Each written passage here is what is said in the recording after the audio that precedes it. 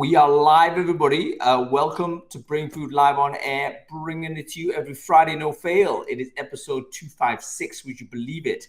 We're going to bring Michael Talarek on. In fact, I want to bring everyone on. I think in the initial email, I said I want to try and bring people on sequentially, but I don't see why we should do that. So Michael, you should have just got an invite. Say yes to that. There he is, Michael. Good to see you, sir. Hello. How are you doing, Michael? Great to see you, and great to see Jeremy as well.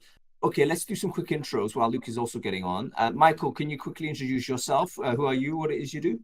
Sure. Welcome, everybody. My name is Michael Talarek. As you've mentioned, I work for Zalando as the senior analyst, and I've been building different dashboards for the last couple of years. So I guess this is the right topic to tackle finally.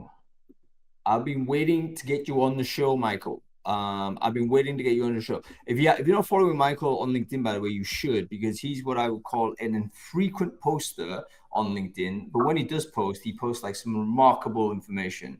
Some of the best blog posts I've read, really deep dives on how to think about analytics and what have you. Really, really good. So fantastic to get you on the show here. Michael, you got any thoughts on this? Because you're a specialist in function, right? So you've got a unique role, as I understand it, within Zalando. So you're working in a recruitment team. But actually you're actually one of those people that Chloe mentioned, like, someone who's specializing in looking at, the data flows and then building tooling to help and optimize other recruiters. Does any of this kind of resonate to you in terms of how, that journey starts? Can you tell us a little bit how you built out your function at Zalando? Pretty much, Hank, this resonates well with me. So I would like to highlight the aspect that I've been working as a recruiter before. So I got more domain experience and I have been learning more towards the analytics while on the job. So one of the things is that quite often we are struggling with data because of the tool we are using, whether it's the ATS or some other tool that is put on top, that every person who is joining the company, the team to lead, they have their own vision, what they would like to measure, what they would like to look at. And sometimes the team has to follow and to learn what kind of metrics are important for them. So the problem here sometimes is that you are speaking different languages, you have different understanding of what the metrics are about. You don't really align on that. And then it might be too late, because once the team is getting already quite accustomed to using the new methodology, the person leading might leave, and then another one is joining and bringing their own favorite tools.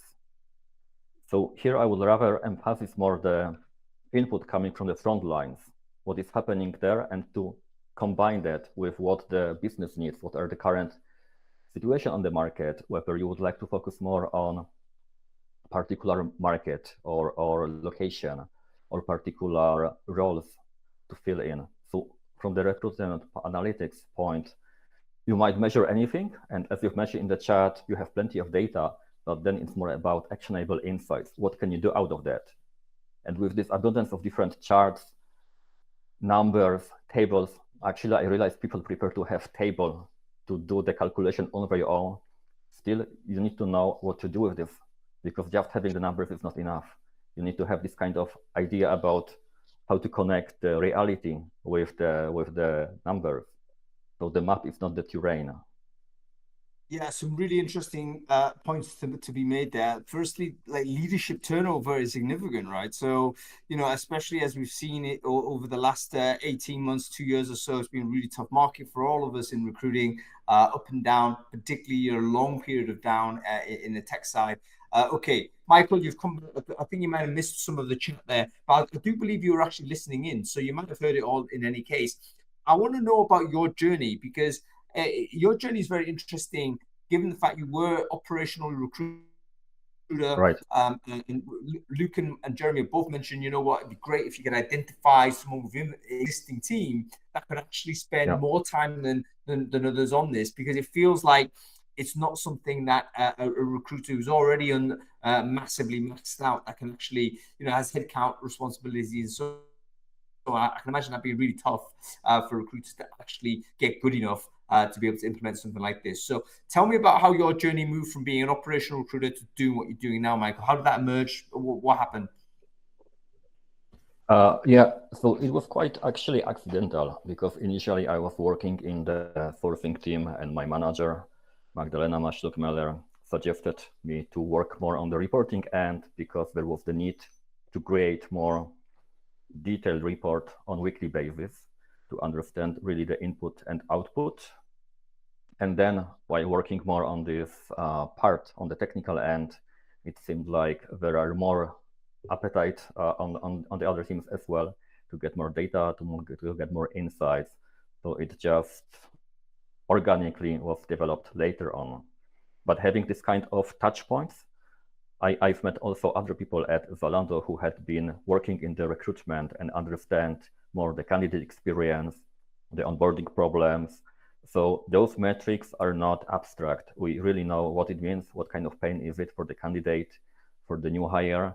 And for the last couple of months, I'm more embedded in the team of people products while supporting the people services, like having a parental leave, getting a reference letter, for example, but also with the candidate, with scheduling the interviews. So all of those issues, but as you mentioned earlier, dirty data could make a problem. So just to go back to that topic, we might build a different systems to, in a way, get the information about where data is missing, what is the problem, to verify. But it's more about how to understand what to do with them. So again, the metrics are just tools, not the destination. If we don't know where we are going to, it's just, we might have the most beautiful dashboard, but still we are just running in circles. So without having the specified goal with each dashboard, with each stakeholder, and in the end, it's just about having the consistency, I believe, because if you would like to get some kind of trends, the forecast, you might get some data that are escaping, like you have anonymization, especially in Germany where I work in. So you cannot have too much historical data to get this, and cleaning won't help you much. You need to do the snapshots every now and then to aggregate the data.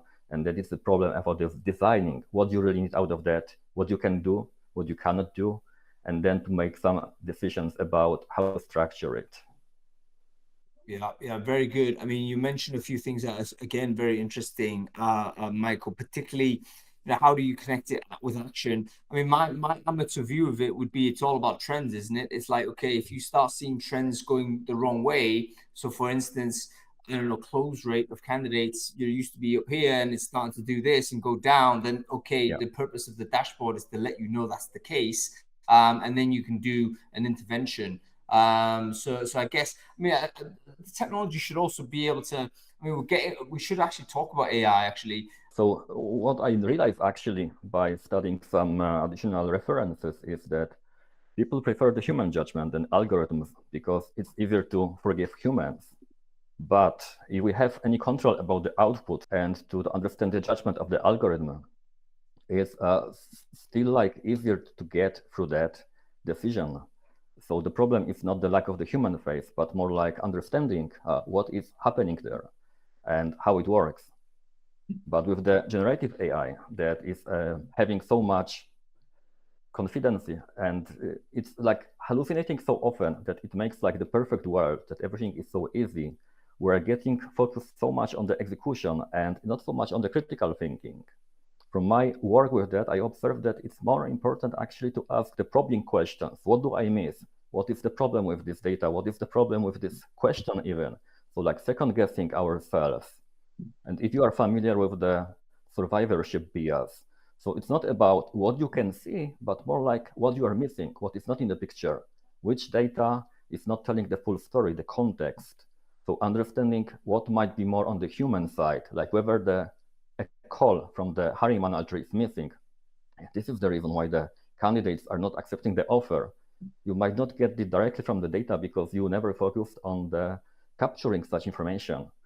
But if you would have a call with a candidate or getting the survey or investigating in some way, you might figure out, okay, maybe we should start tracking that to understand what problems are having the candidates or the hiring teams and so on. So asking the right questions, critical thinking is essential in using these tools. Can each of you give us one metric that you think, okay, if I'm doing a dashboard, this needs to be in, and between the five of us, hopefully we can actually come up with something. How about you, Michael? One metric that you always would be disappointed not to actually see in a dashboard, what would that be? Well, I would like to disappoint you because I would not go for one. There is a saying that when going to the sea, take 1 chronometer or take 3, but never take 2. But would always like to have to get independent sources and to cross-check, verify if the other one is providing you the right direction. So just chronograph or compass might be not enough. You might need to have the big picture. So whether it's like input of how many people get into the funnel and how many get hires, but also what's happening in between. You cannot just have one because you might go misdirected out of that. Okay, we're out of time, folks, so we've got to leave it. I want to thank our marvelous guests. Thank you, Michael Talarek. Thank you, Luke Eaton. Thank you, Jeremy Thornton. Wonderful to have you guys on the screen. So that's it, folks. Make sure you join all those things. I will see you all next week. Have a good weekend.